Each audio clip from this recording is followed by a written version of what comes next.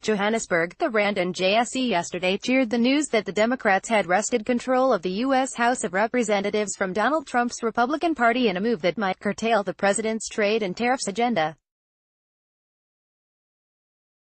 The local currency breached the R14 mark against the U.S. dollar for the first time since August and was bid at R13.97 by 5 p.m. against R14.20 at the same time on Tuesday.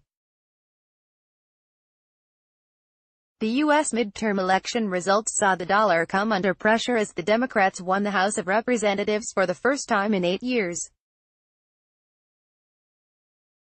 The results were also interpreted as U.S. dissatisfaction with leadership under Trump. Bianca Boats, of Peregrine Treasury Solutions, said the local currency was upbeat on the U.S. election results and was an indication of how politics trumps economics in the current landscape.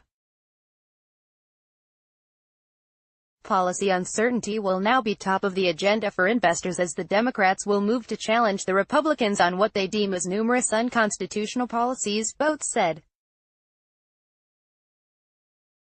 Eskom's newly accepted board is also adding to the positive momentum of the Rand, which broke below R14.00 against the dollar to trade at R13.95 in the afternoon session. Eskom, the cash-burning power utility, announced that it had started a retrenchment process that so far is only limited to senior managers. The local equities market also rallied on the back of U.S. election results, with the all-share index closing the trading session in the black up 250 points to 54,701 points, while the blue-chip top 40 index closed the session up 171 points to 48,296 points. Gains on the JSE were led by financial stocks which rode the wave of a stronger Rand. Emerging markets have been battered by a trade war between the world's two biggest economies, the U.S. and China, as Trump insisted the U.S. was not getting a fair trade deal from China. Neil Wilson, the chief market analyst at Markets.com, said a split Congress would, in all likelihood, not stop Trump from doubling down on tariffs with China. It's going to be harder for Trump to pass more tax cuts, and it may be that reform of Dodd-Frank will die. Pharmaceutical stocks may do well as a divided House probably takes reform of drug pricing off the agenda, Wilson said. The market focus today will shift to the U.S. Federal Open Market Committee, FOMC, which will today announce its latest adjustment to monetary policy.